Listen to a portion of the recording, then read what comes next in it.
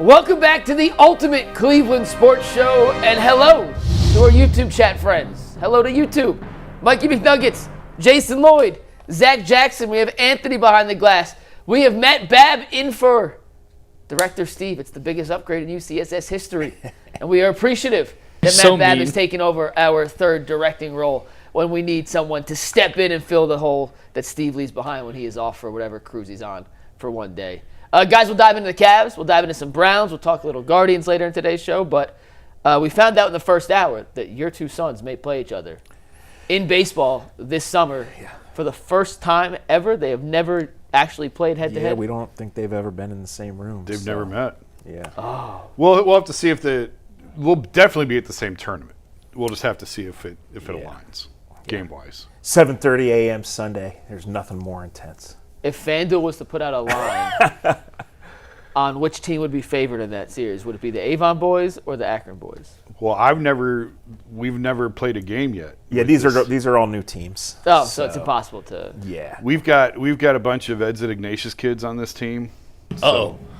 What was that? That's a stack squad right there. Yeah. I think we'll be in good shape. I think Hudson's team is going to be good, but we're coming from not so good. So, where's that going to land? We'll see. If you can pitch, you can win at this level. We've got a few arms.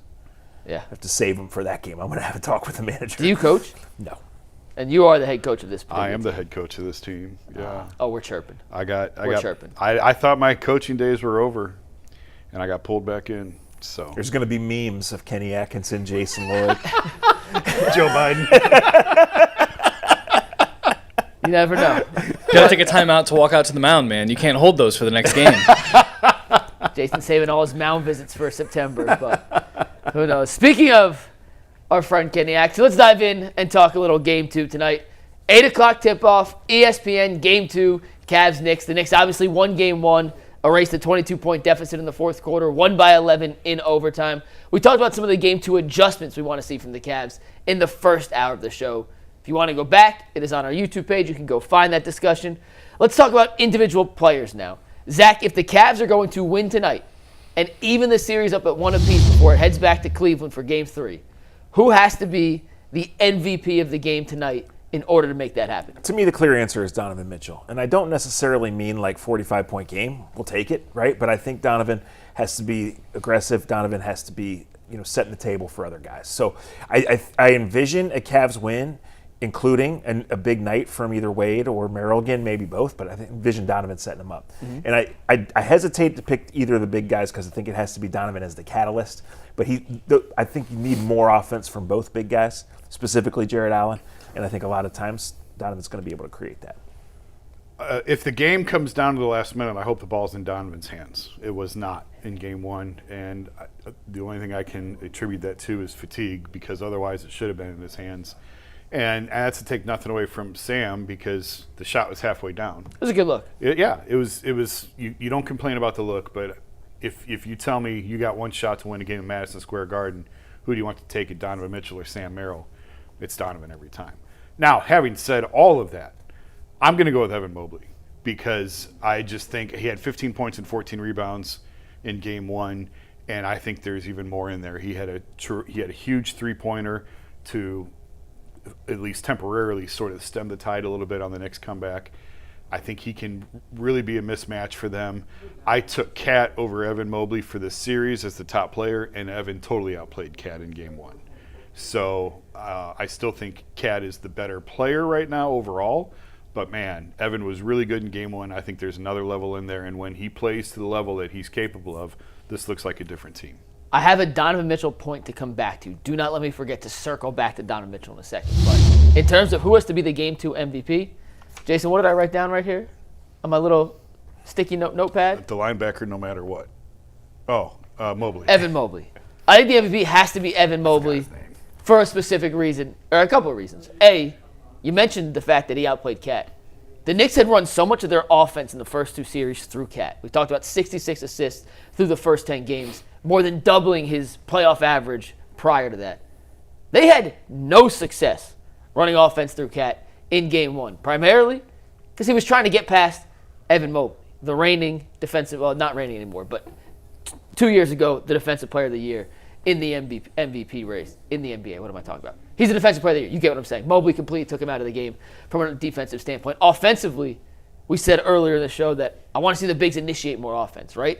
Not only does it take some wear and tear off Donovan and James Harden for later in the games, I just like the advantage that Evan Mobley has getting downhill over Karl-Anthony Towns, who is not anywhere near the caliber of defender that Evan Mobley is.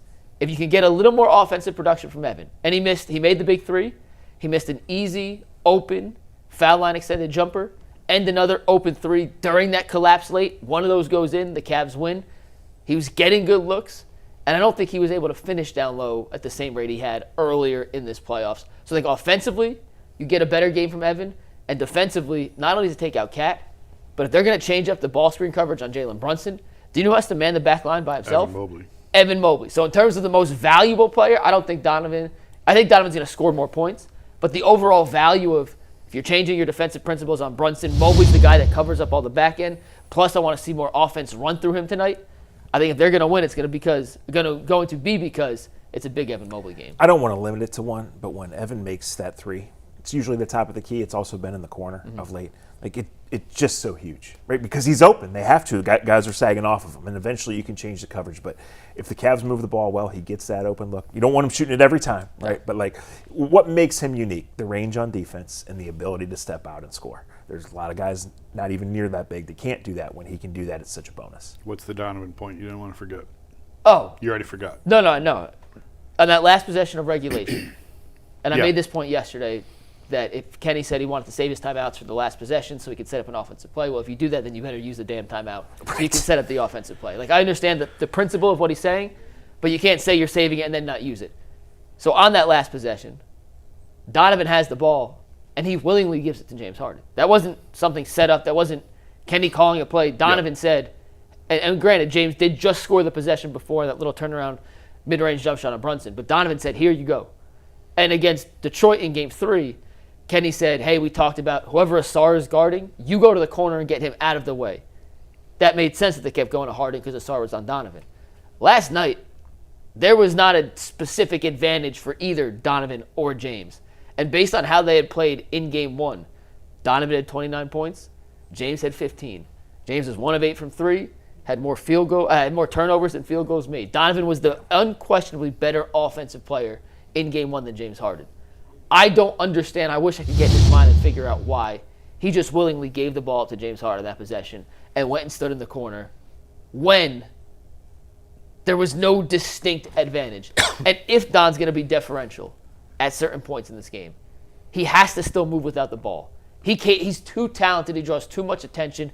He has too much of a gravitational pull to just be a spot-up guy in the corner because that's not utilizing him off ball to the maximum capacity to open up other things for everyone else. So if Donovan is going to be the guy that gives the ball away, then you got to move and make the defense move with you to create better angles for someone else. I just still can't figure out why he willingly gave that to James Harden in that situation. Exhausted. I think he was worn out. I don't That's care. it. I still don't. I'm not arguing. Donovan is the face of the franchise. Yep. Donovan's the guy that needs to be taking those shots. I'm sorry. Yeah. I don't disagree. It has to be Donovan. I don't disagree. I agree. And clearly James needs to make more than one shot and get the turnovers to like under 5, right? But like, I'm interested to see how they stagger the minutes. Guys are tired. We just heard from Chris, like the starters are not at shoot around, except Max Strus, who's a crazy person. That's fine. And he's maybe or maybe not a starter. Max also goes to every shoot around. Yeah, but like he's maniac like that. You know, we had rest versus rust. That's out of the discussion now. But the Cavs had to go overtime. They came up empty. They've been playing every single day. The Knicks have played once in 11 days, right? So I'm curious to see how they stagger that and who can provide enough offense early. If the Cavs are down 6 after the first quarter, we've seen that. That doesn't matter. But tonight, especially when you worry about the psyche, I don't think they can get buried early in this game. I wonder if Kenny extends the rotation a little bit. Usually you cut it down as you get later and later in the playoffs because you trust fewer and fewer people. Yeah. But just based off the pure fatigue factor of playing 15 games in 30 days basically now, do you see a chance for Jalen Tyson to get some minutes? They played Keon Ellis 5 minutes in Game 1. I did not think it was an impressive 5 minutes. There's a reason he didn't get back in. Right. Schroeder played some, but he was 1 of 9 from the floor. Kenny pulled those minutes back late because he didn't trust Dennis to be the ball handler in those situations. I'm curious if tonight's a Jalen Tyson game. If you see Merrill and Max both get extended minutes, maybe Maybe you see Thomas Bryant for a minute or two out there, but I do think Kenny, just based on the fatigue factor, is going to have to give some guys 2-3 minute rest like JB did with Cade Cunningham around built-in TV timeouts to get him 5 minutes of actual rest versus 2 minutes of game time to kind of manage these guys. So come fourth quarter, we don't have an exhausted Donovan giving the ball to James Harden, and we don't have a 36-year-old James Harden playing the final 17 minutes of the game without a breather. Yeah, I don't think he's going back to a 10-man rotation or anything like that. I think it's an extended look for the guys who are bench players. Maybe he gives Jalen a chance over Keon. You asked us the other day who has a chance to have a better series. I picked Jalen. He couldn't get off the bench in game one.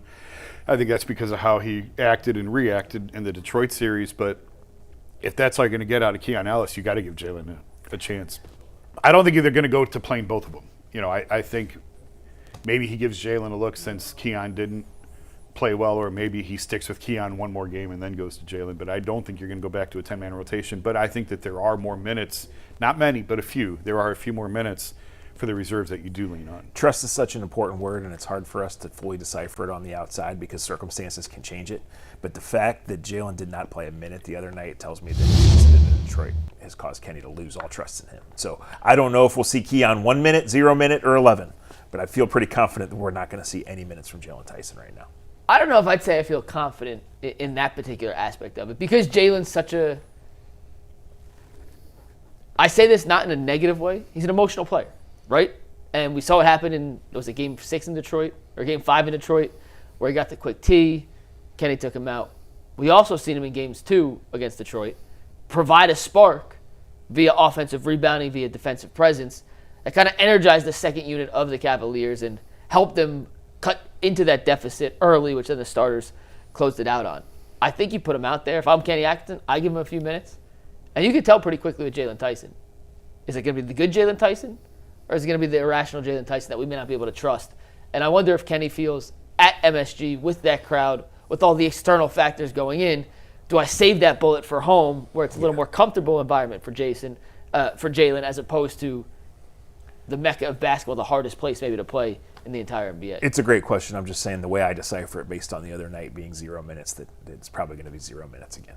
Sam played 28, Max played 25, Dean played 29. You can bump those up a couple. Low 30s. If you need, if Don needs 1 or 2 more, it's not going to be much more than that, but if you can squeeze an extra 1 or 2 minutes of rest for Donovan or for James or something like that. Again, James played 17 straight minutes. That can't happen again. So you're going to have to find it somewhere, and those guys can give you an extra minute or two to get one of these other guys out. You're going to hear the expression stealing minutes throughout the broadcast tonight. What that means is taking Donovan or James or whoever out right before a built-in TV timeout, so they get a minute of rest game time, plus the built-in 3-minute TV timeout, and it ends up being a 4 or 5 minute rest and despite then if you missing can steal 1 or 2 minutes on the back end. On the back end. Yeah, and that's what JB Bickerstaff did with Cade Cunningham. Yep. That's what a lot of coaches do Yep. as the playoffs get deeper and deeper and deeper with their star players, so they can maximize minutes on the court while also giving them extended breaks that don't necessarily showcase that in a box score. When LeBron was playing all 48 minutes, we go back to the timeout discussion. Ty used his timeouts as breaks for LeBron. When LeBron needed a blow, Ty would call a timeout, and LeBron would get those couple minutes of rest. But he was playing all 48 minutes. He wasn't coming out of those games at all. I did not realize this in the heat of the moment of Game 1. I realized it yesterday because I went back and I've watched it now 3 times, the fourth quarter. So Kenny had 4 timeouts when they were up 22. Yeah. And he had 2 timeouts at the end. One of those timeouts that he didn't call in that stretch was the use it or lose it timeout. Yeah, he which lost I it. didn't even register, which means exactly what it sounds like. If you don't use it, you lose it. You cannot take that timeout past the 2-minute. You're trying to get your guys rest anyway. Yeah, Where are the assistants on that, by the way? That's a fair question. It's a fair question. You can't just come out and call timeout. That's insubordination, but insubordination is better than incompetence, and that's what that was. I hear Ty did it when Blatt was the head coach. Ty was calling the timeouts. I hear the idea of you want to save him late in the game. The principle of that I don't necessarily agree with, but I totally understand it. And for challenges and stuff like that. But you had to use it or lose it one. You should have used it. You have to use it. Yeah. And you got to cut momentum. You got to cut the head off the snake. By the time they ended up calling the timeout, it was too little too late. We hopefully, just like players adjust, coaches can adjust too. I cannot imagine a world where if this game's close, Kenny has a timeout in his back pocket heading into Game 3. I think he may just use it just to say F everyone else. I ain't having this in my back pocket. Right. I gotta make sure I use these timeouts, and we'll see. We're going to talk more Cavs coming up in about 20 minutes when we figure out whether or not this is a must-win for the Cavs or if they can do what they did against Detroit, fall down 0-2, and still win the series. But